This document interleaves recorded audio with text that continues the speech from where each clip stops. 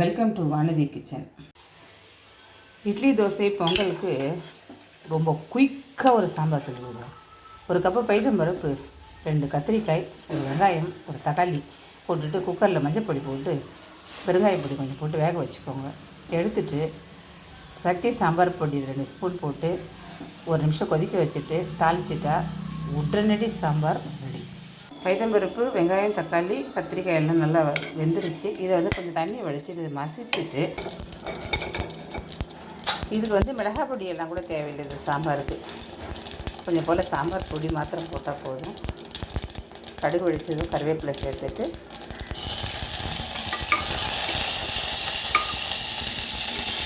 இந்த மசிச்சு வச்சுருக்க பருப்பு, கத்திரிக்காய், வெங்காயம், தக்காளி எல்லாத்தையும் அதில் சேர்த்துருச்சு.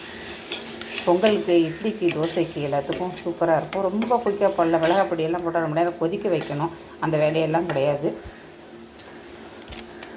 ஒரு ஸ்பூன் சக்தி சாம்பார் பொடி போட்டுட்டு இறக்கிற வேண்டியது தான். ஒரே ஒரு கொதி வந்தவுடனே ரொம்ப நேரம் கொதிக்க வைக்கக்கூடாது. இந்த சாம்பார் பொடியோட ஃப்ளேவர் போயிடும். அதனால் ரொம்ப நேரம் கொதிக்க வைக்க வேண்டாம்.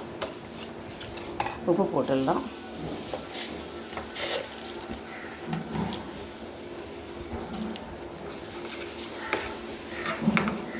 தேவையான அளவுக்கு தண்ணி விட்டுட்டு எதுக்கு தொட்டு சாப்பிட போகிறோமோ அதுக்கேற்ற மாதிரி கன்சிஸ்டன்சி நீங்கள் அட்ஜஸ்ட் பண்ணிக்கோங்க. பொங்கலுக்குன்னா கொஞ்சம் கெட்டியாக வைப்போம், இட்லி தோசைக்குன்னா கொஞ்சம் வேறு மாதிரி. அதனால் அதை பார்த்து தண்ணி வச்சுக்கோங்க. மிளகாய் பொடி போட்டால் தான் ரொம்ப நேரம் கொதிக்க வைக்கணும். அந்த சக்தி சாம்பார் பொடி போட்டோம்னா சும்மா ஒரு கொதி வந்துருச்சுனாலே அந்த ஃப்ளேவர் நல்லா வந்துடும். ரொம்ப டேஸ்ட்டாக இருக்கும்.